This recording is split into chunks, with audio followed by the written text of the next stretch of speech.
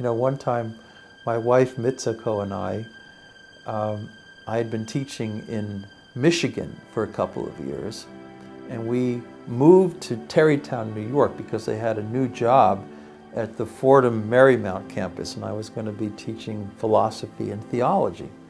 This was 1985. Now, housing in New York costs a lot of money. It's unbelievable. Now, out in Detroit and Michigan, housing was nothing. Apartments were nothing.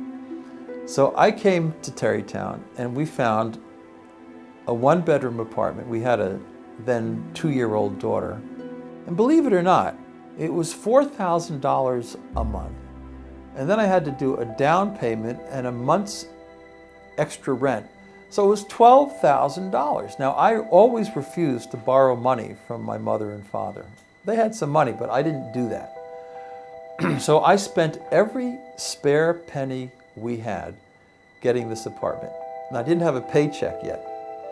So we were parked in our car in front of a Howard Johnson's restaurant just across from the Hudson River on the Tappan Zee Bridge. And my wife and I said a prayer.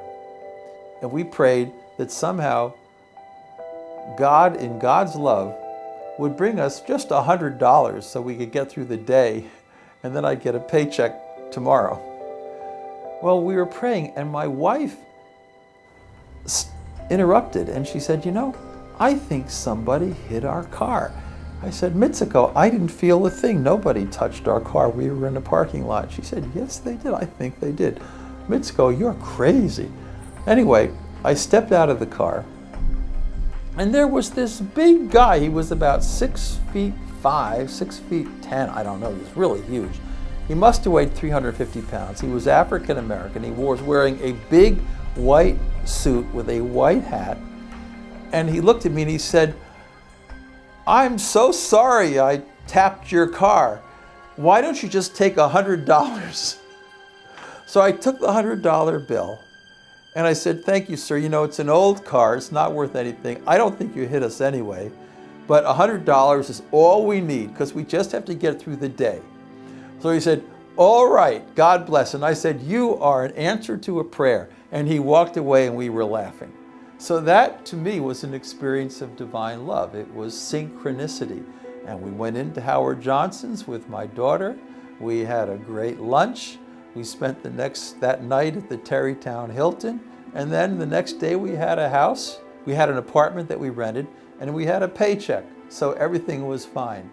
But people experience this feeling, this sense of divine love in the universe in very different ways. It's very real. And however much people talk about the decline of people attending church services or synagogues or whatever, the bottom line is that this divine love is alive and it's there, and a lot of people feel it, and many people feel it a lot of the time.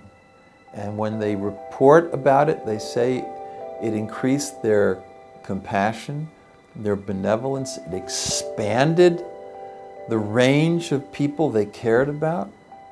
So don't underestimate the power of pure, unlimited love in everyday experience, because it's real.